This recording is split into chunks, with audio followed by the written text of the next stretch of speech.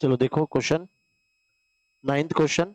इसको अपन ने कल डिस्कस तो कर लिया था, अब आज प्रॉपर तरीके से सॉल्व करेंगे, सिस्टमैटिक है ना। तो सबसे पहले फर्स्ट देखो, इस क्वेश्चन में हमें क्या दिया था। फर्स्ट लाइन में A acquired 1600 ordinary shares of 100 each of B limited on 1 July. हम लोग ने 1600 शेयर्स एक्वायर किए। तो सबसे पहले तुम लोग जाके ये देखो, देखो एक चीज होना चाहिए, या तो डायरेक्ट तुम्हें क्या दे देना चाहिए, परसेंटेज। जैसे मान लो 80% दिया होता, 70 दिया होता, तो अपने को पता है कि दूसरा क्या आएगा, 30 या 20% आएगा। अब यहाँ पे अपने को नंबर ऑफ शेयर्स दिया है, तो सबसे पहले तुम लोग क्या वर्किंग करो, देखो लिखो इलस्ट्रेशन 9, इलस्ट्रेशन यहाँ प्रैक्टिकल क्वेश्चन 9। फर्स्ट नोट पहले बनाओ, शेयर होल्डिंग पैटर्न।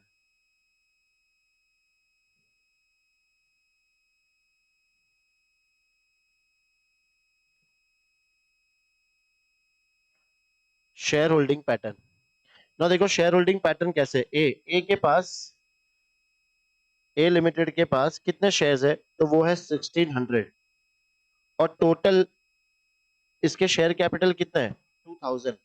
चेक करके आते हैं, 2000 ऑफ 100 इच, मतलब 2000 शेयर्स है इसके पास, तो डिवाइड बाय 2000 इंटू 100, तो ये आ जाएगा इसका 80%। तो ए लिमिटेड का शेयर होल्डिंग है 80%, तो एम आई का आ जाएगा तुम्हारा 20%।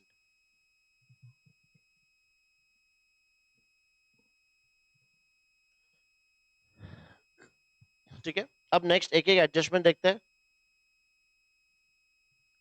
देखो हमें ये दिया है कि profit and loss account of B limited showed a credit balance of 30,000 on 1 January 2011। मतलब जब मैंने ये कंपनी को परचेज किया था, तो मेरे प्रॉफिट एंड लॉस का बैलेंस दिख रहा था 30,000। तो मुझे ये पता है कि ये क्या हो गया, प्री एक्विजिशन। ठीक है, out of which dividend of 10% was paid on 1 अगस्त। इस प्रॉफिट में से मैंने क्या पे किया है, डिविडेंड। ठीक है, अब कितना डिविडेंड पे किया, तो देखो 10%। तो सबसे पहले हम लोग डिविडेंड का क्या निकालेंगे, अमाउंट निकालेंगे। बताओ मेरे पास इक्विटी शेयर्स कितना था, 2 लाख। तो 2 लाख में से हम लोग डिविडेंड कितना देंगे, 10%, मतलब 20,000।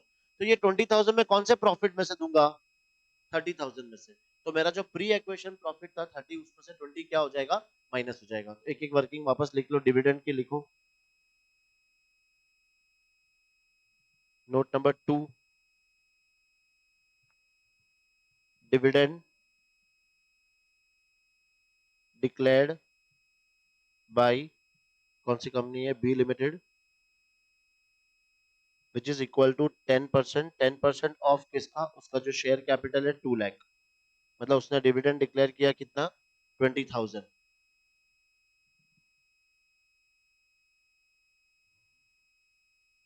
अब इस 20,000 में से हम लोग क्या करेंगे, एक एक का शेयर, जैसे पहले ए लिमिटेड का शेयर, इसमें से 20,000 का 80%, तो ये आ जाएगा 16,000। अब ये 16,000 क्या है अपने लिए बताओ, ये आएगा प्री एक्विजिशन डिविडेंड। और ये प्री एक्विजिशन डिविडेंड को हम लोग क्या करेंगे, अपने कॉस्ट ऑफ एक्विजिशन से माइनस करेंगे। ठीक है, ए लिमिटेड का शेयर अगर 16,000 है, तो एम आई का शेयर आ जाएगा यही 20,000 का 20%, मतलब 4,000। ये तुम्हारे एम आई का शेयर आ गया। ये एम आई का शेयर किसमें, जब हम लोग एम आई का निकालेंगे माइनॉरिटी इंटरेस्ट, तब जाके उसमें एक एक चीज क्या करते जाएंगे, प्लस करते जाएंगे। ठीक है, नाउ अब क्या लिखा है नीचे देखो, A limited credited the dividend received to its profit and loss account. गलत है ये, ए लिमिटेड को जो डिविडेंड मिला था, ये क्या था, प्री एक्वेशन डिविडेंड। कहां से माइनस करना चाहिए था अपने को, अपने कॉस्ट ऑफ एक्विजिशन में से, पर हमने क्या कर दिया, हमने इसको अपने प्रॉफिट एंड लॉस में क्रेडिट कर दिया। तो अब क्या होगा, देखो जो हमें ए लिमिटेड का प्रॉफिट एंड लॉस अकाउंट दिया है, कितना दिया है ए लिमिटेड का प्रॉफिट एंड लॉस अकाउंट, 57,000। इसमें से हम लोग ये 16,000 क्या करेंगे, माइनस करेंगे। याद रखना, ये इसमें से हम लोग ये 16,000 माइनस करेंगे। ठीक है, क्योंकि वो जो डिविडेंड मिला था, वो मैंने इसमें क्रेडिट कर दिया था, तो अभी मेरे को यहाँ से हटाना है ये चीज। अब तो इसकी, अगर तुम्हें पूछ ले यहाँ पे इसकी एंट्री पास करनी है, तो क्या एंट्री पास करोगे बताओ। ये जो प्रॉफिट एंड लॉस को तुम जो सही कर रहे हो, PNL account debit to, PNL account तो डेबिट करेंगे वो तो पता है, debit to PNL account debit to investment account, PNL account debit to investment account, ठीक है। तो यहीं पे लिख लेना ताकि अगर कभी पूछे तो एंट्री हमें याद रखेंगे।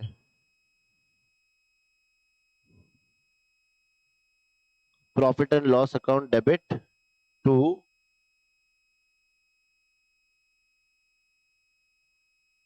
इन्वेस्टमेंट अकाउंट, ये आ जाएगा 16,000।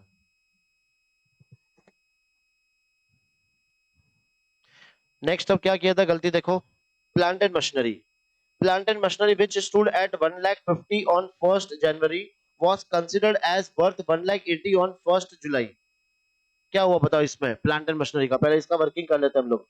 1st जनवरी को प्लांट एंड मशीनरी की वैल्यू थी 1,50,000, इसको 6 महीने बाद में क्या कर रहा हूं, रीवैल्यू कर रहा हूं 6 महीने बाद, after 6 month,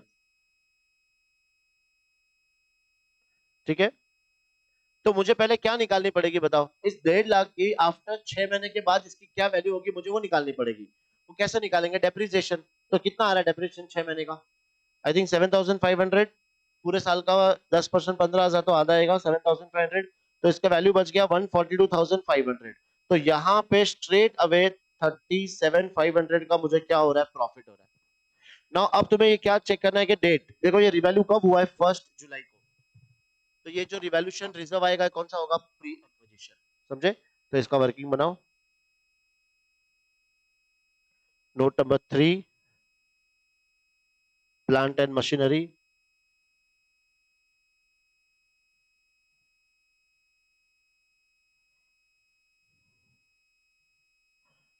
value as on 1st January 2011, value थी 1,50,000 minus depreciation at the rate of 10% for 6 months,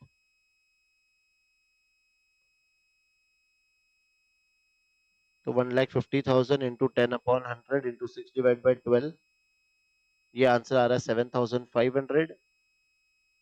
तो 142,500 ये आ गया तुम्हारा वैल्यू एज ऑन 1/7/2011,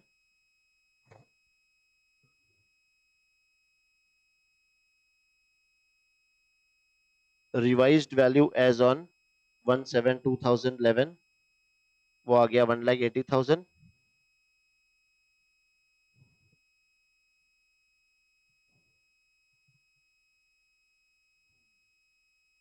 तो तुम्हारा एप्रिसिएशन कितना हुआ, एप्रिसिएशन बोल सकते हैं या फिर इसको रीवैल्यूएशन रिजर्व कितना आएगा तुम्हारा 37,500, रिवैल्यूएशन रिजर्व तुम्हारा आ गया 37,500।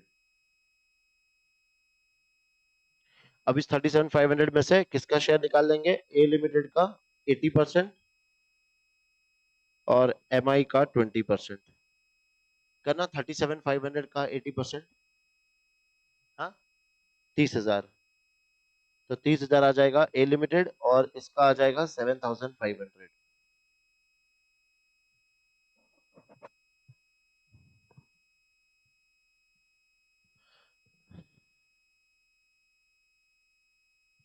ठीक है, चलो ये था कौन सा, note number 3।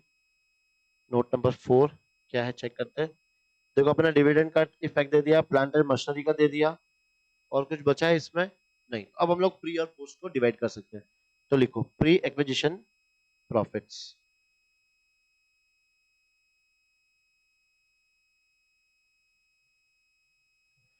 Pre acquisition profit. Now अब चेक करते हैं, देखो प्री एक्विजिशन में क्या क्या आएगा, रिजर्व सरप्लस में चले जाते हैं हम लोग।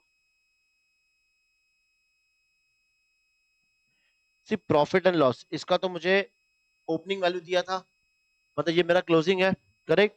और ये जनरल रिजर्व इसको भी हम लोग क्या मानेंगे, प्री। तो लिखो पहले जनरल रिजर्व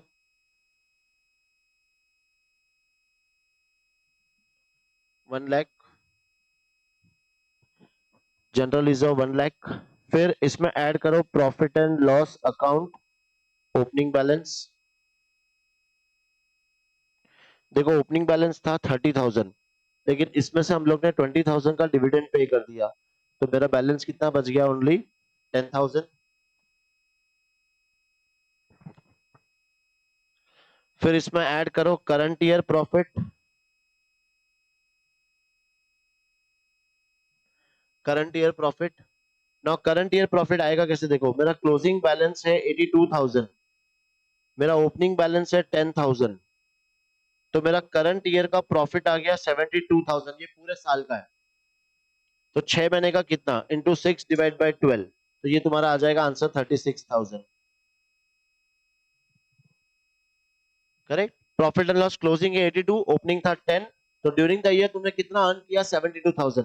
वो 72,000 पूरे साल का है, तो 6 महीने का कितना? फर्स्ट 6 मंथ, तो आ गया वो 36,000। ये प्लस कर लो, तो ये आंसर आ गया तुम्हारा 1,46,000। ये तुम्हारा हो गया प्री इक्वेशन प्रॉफिट्स। अब इसमें से निकाल लो ए लिमिटेड 80% और एम आई 20%। 1,46,000 का 80%, एक 1,16,800, 1,16,800, और दूसरे का 29,200, 1,16,800 और 29,200।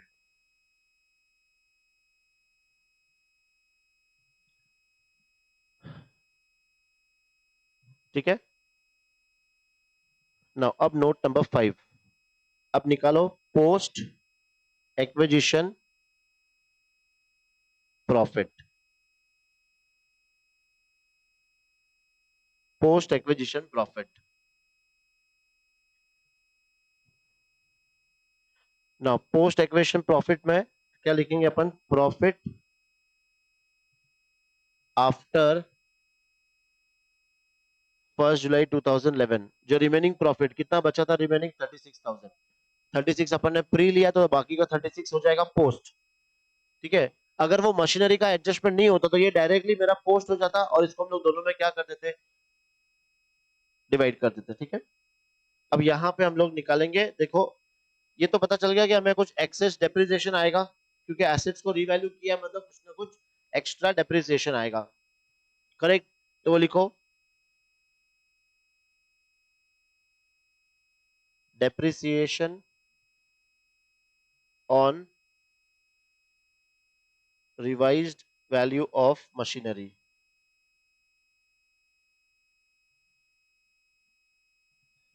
Depreciation on revised value of machinery.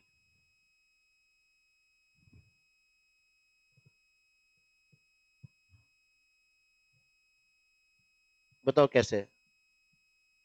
देखो रिवाइज्ड डेप्रिसिएशन, मशीन की रिवैल्यूड फिगर कितनी लिखी थी अपन ने? 180। 180 का 10% और 6 महीने का कितना आ रहा है? 9,000। इतना तो आएगा, लेकिन ऑलरेडी हम लोग ने डेप्रिसिएशन चार्ज कर लिया है।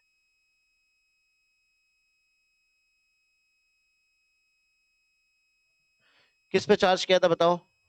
1.5 लाख पे हमने चार्ज कर लिया था ऑलरेडी, क्योंकि डेप्रिसिएशन तो अपन ने पूरे साल का निकाल लिया था। तो 7,500 हम ऑलरेडी चार्ज कर चुके हैं, तो एक्स्ट्रा अब मुझे कितना चार्ज करना है? 1,500। तो बैलेंस कितना बच गया?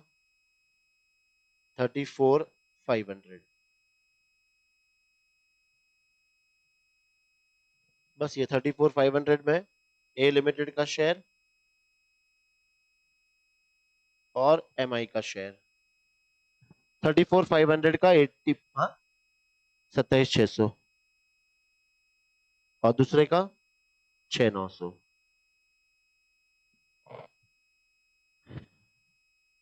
ठीक है। ये नोट नंबर था 5। अब लिखो 6।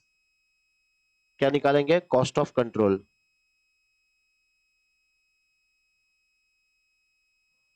कॉस्ट ऑफ कंट्रोल और capital reserve.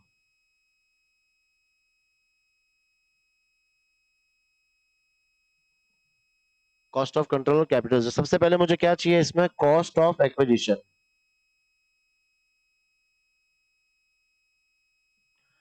Cost of acquisition कहां से लाएंगे? बैलेंस शीट से। देखो बैलेंस शीट में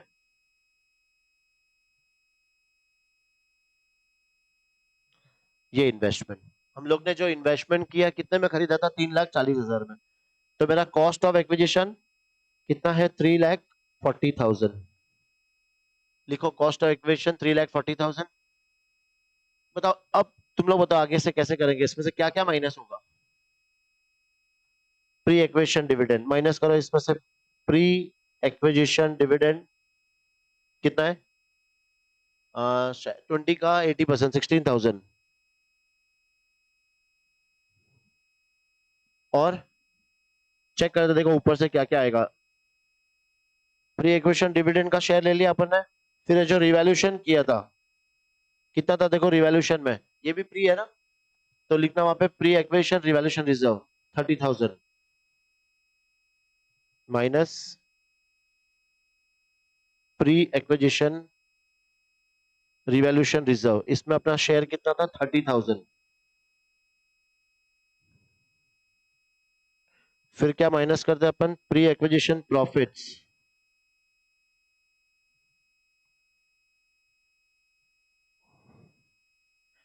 प्री एक्विजिशन प्रॉफिट में अपना शेयर था 1,16,800। 1,16,800, बस ये सब माइनस करो। 1,77,200। फिर इसमें से माइनस करेंगे हम लोग share in net worth. Share in net worth बताओ उनका कैपिटल कितना था? 2 लाख। तो 2 लाख का 80%, 1,60,000।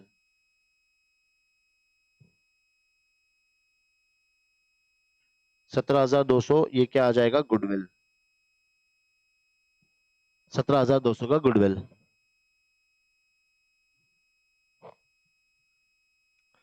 ये हो गया 6। अब निकालो 7th। Minority interest.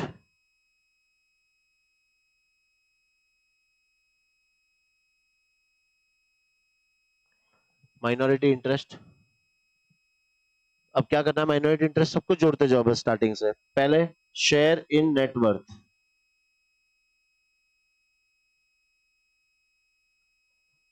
तो ये 2 लाख का 20%, ये आएगा 40,000। फिर प्लस बताओ प्लस क्या क्या करना है?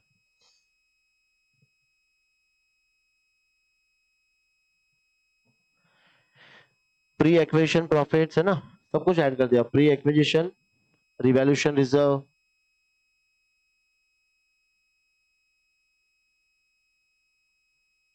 Pre acquisition profits, post acquisition profits और प्री एक्विजिशन डिविडेंड, सब प्लस करते जाओ। देखो प्री एक्विजिशन रिवैल्यूएशन रिजर्व, तो रिवैल्यूएशन रिजर्व ये था, इसमें इसका शेयर था 7,500। प्री एक्विजिशन प्रॉफिट्स में इसका शेयर, प्री एक्विजिशन प्रॉफिट्स ये था 29,200। पोस्ट एक्विजिशन में इसका शेयर था 6,900। और प्री एक्विजिशन इसमें इसका था 4,000। करना ये जरा प्लस।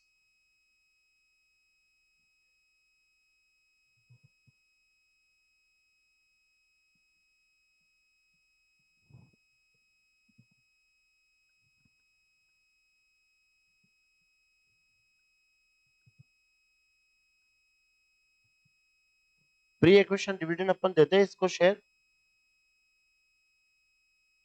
ये नहीं आएगा ना प्री एक्विजिशन।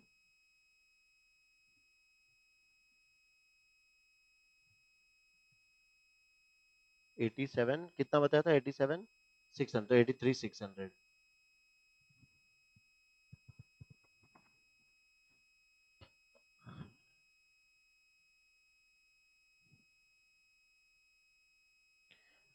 अब नेक्स्ट एक और लास्ट निकाल लो खाली, क्योंकि एक तकलीफ देगा। Value of plant and machinery. as on 31/12/2011 value of plant and machinery कितना आएगा बताओ। देखो हमने रिवाइज्ड वैल्यू करी थी, रिवाइज्ड वैल्यू कितना, रिवाइज्ड वैल्यू ऑन 1/7/2011 ये हमने वैल्यू निकाली थी 1,80,000। इसमें से इसका 6 महीने का डेप्रिसिएशन माइनस कर दो फॉर 6 मंथ, तो वो आएगा 9,000। फिर बैलेंस बच गया 1,71,000।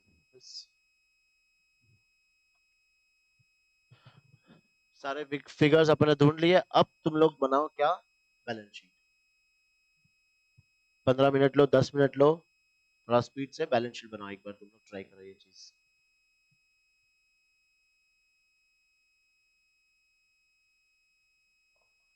ऊपर करो पूरा।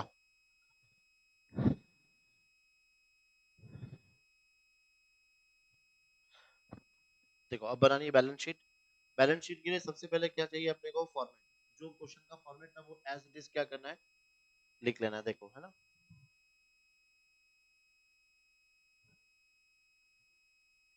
Consolidated balance sheet as on 31/12/2011। Consolidated balance sheet as on 31/12/2011। पहले फॉर्मेट, इक्विटी शेयर होल्डर में share capital reserve surplus,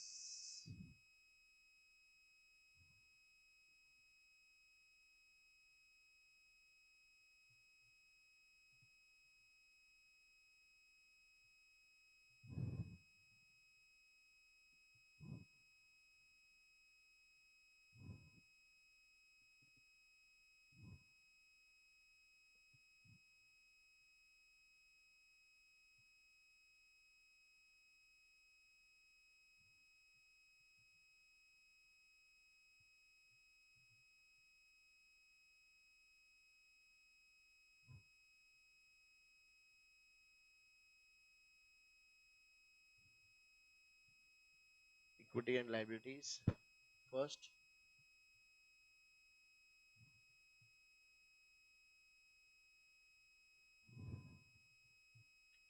share holders fund,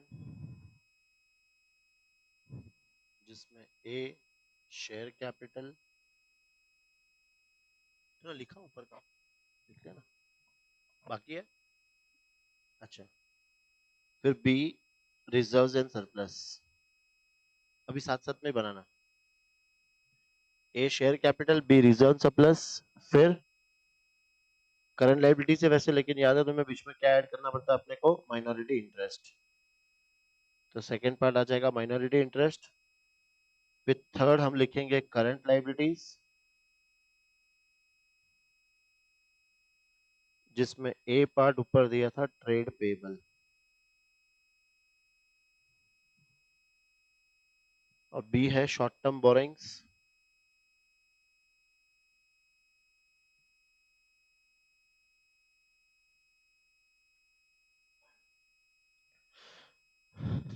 फिर टोटल एसेट्स,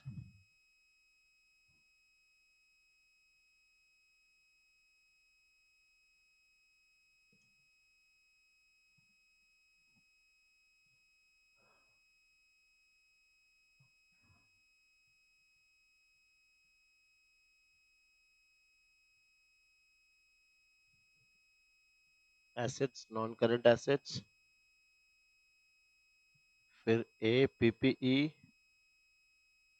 पीपीई के बाद आ रहा है non current investment. Non current investment तो अब जरूरत नहीं।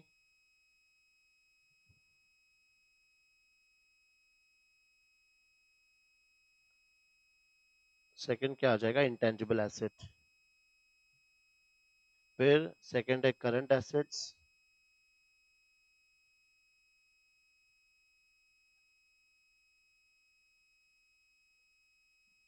जिसमें A inventory trade receivable,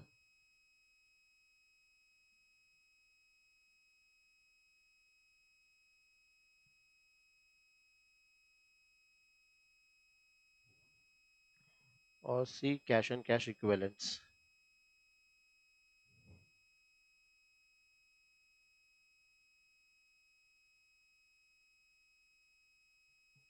of it total.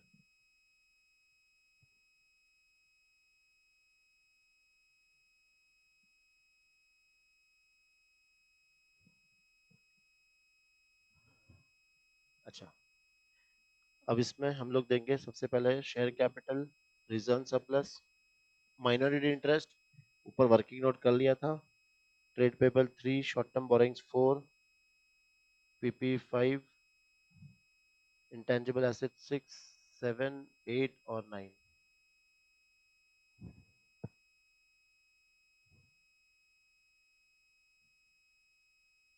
अब बनाएंगे notes to accounts.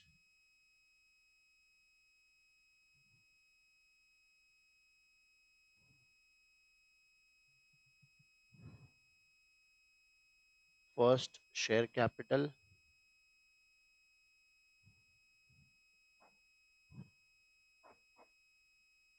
Notes to accounts में फर्स्ट शेयर कैपिटल चेक करते हैं। शेयर कैपिटल में क्या दिया है? 5000 shares of 100 each fully paid up.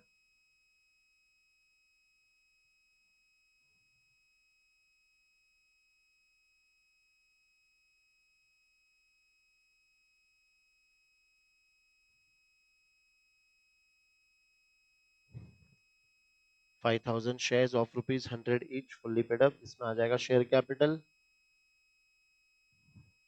और ये जाके ऊपर लिख लेंगे अपन यहाँ पे 5 लाख। फिर सेकंड रिजर्व्स एंड सरप्लस, तो note number 2, reserves and surplus. Reserves and surplus में क्या क्या दिया है? एक तो जनरल रिजर्व आ जाएगा 2,40,000,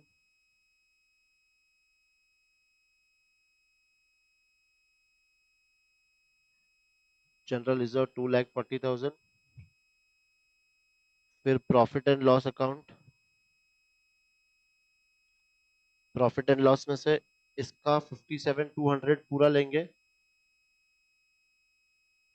57,200, फिर इसमें से माइनस करेंगे वो जो अपन ने प्री एक्विजिशन डिविडेंड माइनस करना था 16,000, ये माइनस करके आएगा 41,200 plus post acquisition dividend, post acquisition profit. ना पोस्ट एक्विजिशन प्रॉफिट 27,600, ये हम लोग हमारे प्रॉफिट एंड लॉस में लिख लेंगे 27,600 प्लस करो ये 68,800, और ये प्लस करो तो 308,800, करेक्ट, 308,800। ये ऊपर जाके लिख लेंगे रिजर्व सरप्लस में 308,800। माइनॉरिटी इंटरेस्ट, ये हम लोग ने वर्किंग नोट बनाया था इसका, हाँ, इसका working note 83,600, working note number 7, 83,600। फिर ट्रेड पेबल, तो note number 3, trade payables, trade payable, trade payable का नोट नहीं था, डायरेक्टली प्लस करना है अपने को। ट्रेड पेबल था कितना?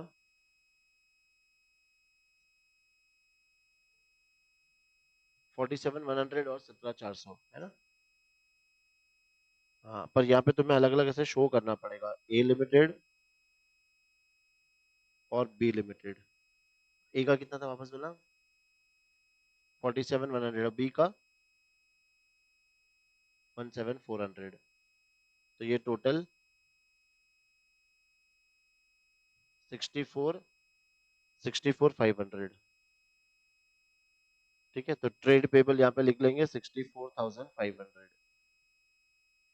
फिर आता है शॉर्ट टर्म बोरिंग्स, तो नोट नंबर 4,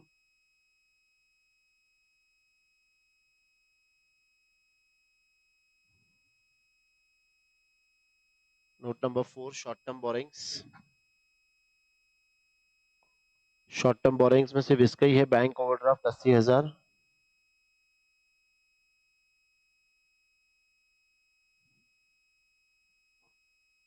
बैंक ओवरड्राफ्ट 80,000 और इसको ऊपर जाके लिख लेंगे 80,000।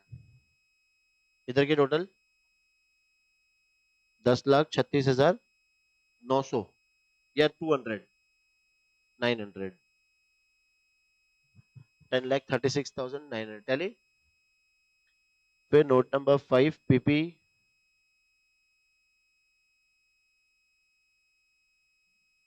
पीपी ये कितना था, ये दोनों लाइनर बिल्डिंग और प्लांट एंड मशीनरी। हाँ तो पहले लाइनर बिल्डिंग ए लिमिटेड और बी लिमिटेड कितना, इसका है 150 और इसका है 180, तो दोनों ऐड होके ये इसका आ जाएगा 330। और ऐसे ही plant and machinery A limited और बी लिमिटेड, ए लिमिटेड की कितनी है, नहीं रुको अलग अलग लिख देंगे ना। इसकी है 240, इसकी 240 और इसकी हम लोग ने फाइन करी थी 181, दोनों का टोटल 4,21,000। 11 कैसे आएगा रे, और 171 था सॉरी, 181 नहीं 171, तो 4,11,000।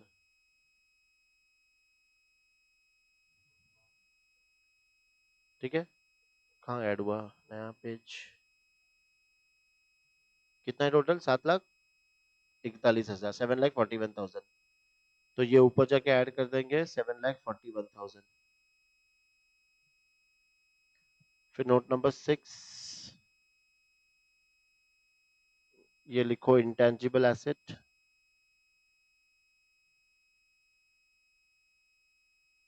इंटेंजिबल एसेट्स में अपना आया था गुडविल, कितना 17,200, तो गुडविल आया था अपना 17,200, जो ऊपर अपन बैलेंस शीट में लिख लेंगे 17,200। फिर है नेक्स्ट नोट इन्वेंट्रीज,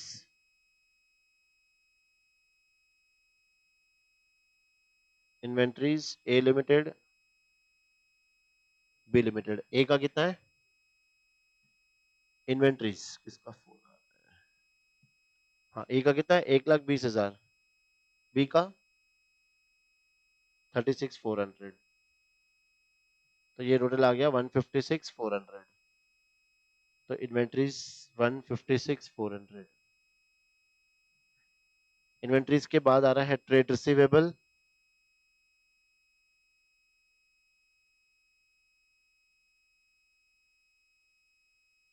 ए लिमिटेड और बी लिमिटेड, कितना ए लिमिटेड 59,800, सेकेंड 40,000, तो दोनों हो जाएगा 99,800, 99,800 ये ऊपर लिख देंगे 99,800। फिर बचा लास्ट में खाली कैश एंड कैश इक्विवेलेंट, एक का ही है क्या, दोनों का है, किसका है ए, ए लिमिटेड का है ना, कितना है 22,500,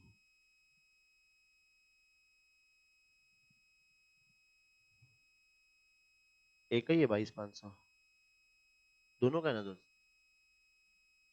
ए और बी दोनों का है ना 14,500 और 8,000, गलत है ना,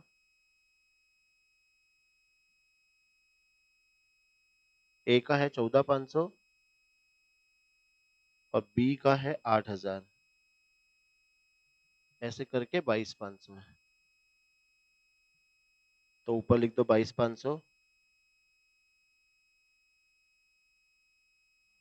टोटल चेक कर लो